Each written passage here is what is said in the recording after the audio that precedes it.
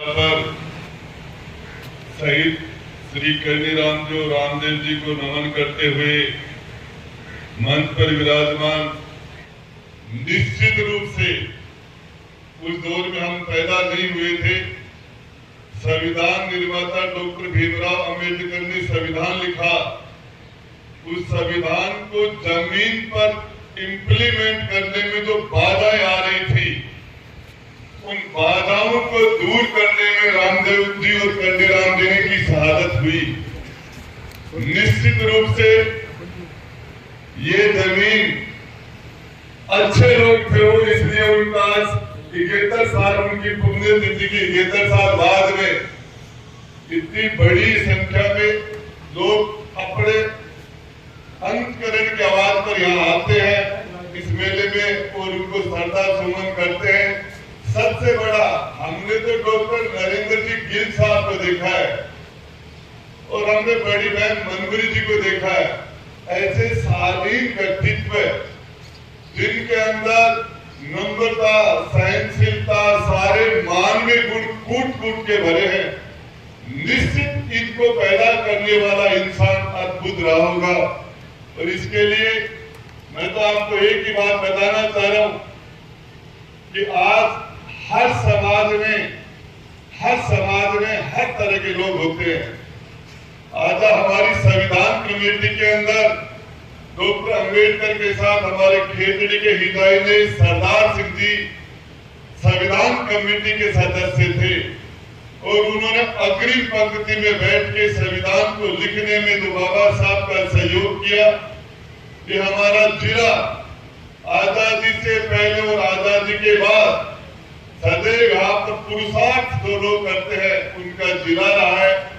आज से 200 साल पहले हमारे उद्योगपति आज यहाँ से हजार किलोमीटर दूर आसाम, मणिपुर, केरल तक यहाँ के हमारे लोग चले गए थे बिजनेस व्यापार करने के लिए। हमारे लोगों ने शेखावाटी शहीदों की धरती है। आज भी हिंदुस्तान की हिफाजत करने में हमारा नौजवान सबसे अग्रिम पंक्ति में खड़ा है। उसके बारे में मेरे पूर्व वक्ताओं ने कहा, हमारी पहचान सेना से है, हमारी पहचान देश की रक्षा से है और उसके लिए अग्निपथ और अग्निवीर जैसी योजनाएं केंद्र ने देके हमारे नौजवान को और शेखावाटी के साथ बहुत बड़ा खिलवाड़ हुआ। इसके साथ साथ मैं आपको बताना चाह रहा हूँ, जिस टाइम में ये कानून बना था, भूमि उन्मूलन एक्ट जो बना था जागीरी प्रथा के खिलाफ, उस टाइम में आधा काम हुआ था। निश्चित रूप से एक कानून और बन जाता, जमीन पर खेती करने वाले का अधिकार जमीन पर होगा। एक कानून और ये बन जाता कि जिस इंडस्ट्री के अंदर, फैक्ट्री में, जिस उद्योग में मजदूर काम करता है वो उसका मालिक हो जाता। तो यदि यह कानून और बन जाता तो हिंदुस्तान में आज एक गरीबी की रेखा के नीचे करोड़ों लोग बैठे हैं, चंद लोग अरबपति बन गए तो हिंदुस्तान के सारे संसाधनों पर कब्जा करके बैठ गए।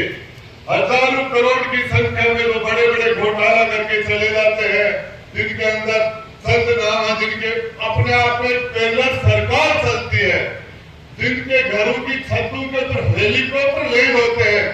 ऐसा एक वर्ग गरीब बनता चला गया, अमीर वितरण में गंभीर विषमता हो गई। ये आधा काम हुआ, यदि आधा काम और हो जाता तो निश्चित रूप से इसके लिए देश की स्थिति ज्यादा अच्छी हो सकती थी। इसके साथ साथ मैं आपको बताना चाह रहा हूँ, हर समाज में जैसे कि हमारे महिला साहब ने कहा, किसान आंदोलन में आजादी से पहले कुछ हर समाज के लोग जुड़े हुए थे, उसमें राजपूत समाज के लोग भी थे, जामीन समाज का भी उदाहरण दिया, मेघवाल समाज का भी उदाहरण दिया। किसान, सभी लोग जो खेती करते वो किसान है।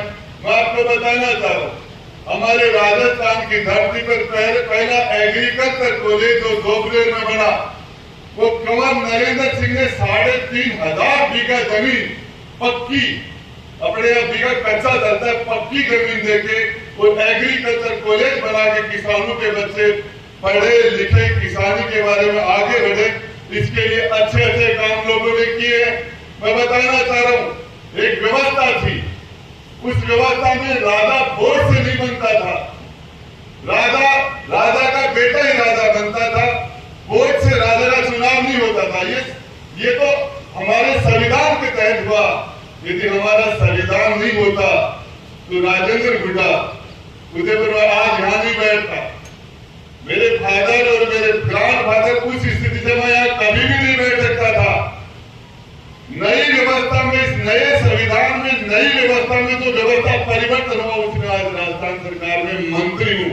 इस उदयपुर वाटी में यदि नई व्यवस्था का सबसे ज्यादा किसी को फायदा मिला तो उसका नाम राजेंद्र गुड्डा है। मैं बताना चाह रहा हूँ, मैं आपको बताना चाह रहा हूँ, हर एक व्यवस्था थी और उस व्यवस्था में यदि सारे लोग उनको पसंद कर रहे होते तो जैसे रामदेव कन्नीराम जी की आज शहादत होती है, उनको आज उनकी जयंती मनाई जाती है, पुण्यतिथि मनाई जाती है, उन किसी भी जगह उनके घर में भी, उस परिवार में भी उन व्यक्तियों को कोई याद नहीं करता जिन्होंने अच्छा काम नहीं किया। उस घर में भी उनकी कोई शहादत नहीं होती, उनका कोई वीरता के लिए सम्मान नहीं होता। अच्छे काम, अच्छे लोग हैं और अच्छे लोगों की संख्या ज्यादा हर जगह, इसीलिए दुनिया चल रही है। इसके साथ साथ हमारे वर्तमान डेवलपमेंट की बात हुई, पानी की बात हुई, केंद्र की बात हुई, राज्य सरकार की बात हुई, एजुकेशन की बात हुई।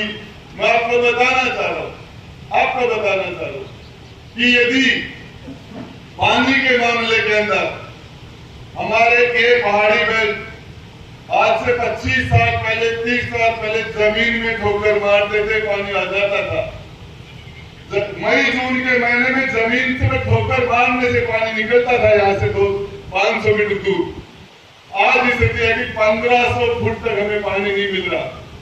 और ये सच बात है कि जो हमारे महरिया जी ने कहा कि पानी के अभाव में गांव खाली हो जाएंगे, पलायन कर जाएंगे, इस बात को केंद्र में सरकार दूसरी है, राज्य में सरकार दूसरी है, अपनी अपनी राजनीति है, लेकिन हम सारी पार्टी के लोग चाहे कोई भी किसी भी विचारधारा से हो, हमारा मकसद है कि हम लोगों को पीने का पानी मिले। दूसरा जो कृषि खेती के लिए पानी हो, हमारा दूसरा स्टेप हो। और इसके लिए मैं उनका साहब आपको बताना चाह रहा हूँ, महरिया जी आपको बताना चाह रहा हूँ, आप जो ताकत इस उदयपुर वाटी की जनता ने मुझे दी, आपकी दी हुई ताकत से मैंने एडी से चोटी तक का जोर लगा के, पूरी ताकत लगा के, कभी उन्होंने केंद्र ने अपना पैसा दिया, राज्य सरकार का पैसा जायका से आया, जायका ने पैसा देने के बाद थोड़ा सा हमारी स्टेट गवर्नमेंट के पास तो भी थोड़ा सा कमी रही कि हमने उसको फाइनेंस कमीशन में डाल दिया, उसकी जरूरत नहीं थी। और ये काम आज हमारे पास ये कुमाराम लिफ्ट का पानी हमारे आज चला हो, आज हमारे पास पहुंच जाना चाहिए था पानी, हम उसमें लेट हुए। इसके अंदर एक सबसे बड़ी प्रॉब्लम ये आई कि इसी योजना के साथ केंद्रीय जल शक्ति मंत्री ने हमारे बाड़मेर के 2 विधानसभा और जोड़ दी, नाचना और साकोर, ऐसे 2 विधानसभा और थे, उसके अंदर डाल दिए। हमारा तो सारा का सारा थ्योरिकल काम हो चुका था और उन क्षेत्र को बाद में ऐड किया, तो उससे 1 साल तक तो हम उससे लेट हुए। रूस और यूक्रेन का युद्ध होने से लोहे के दाम बढ़ गए,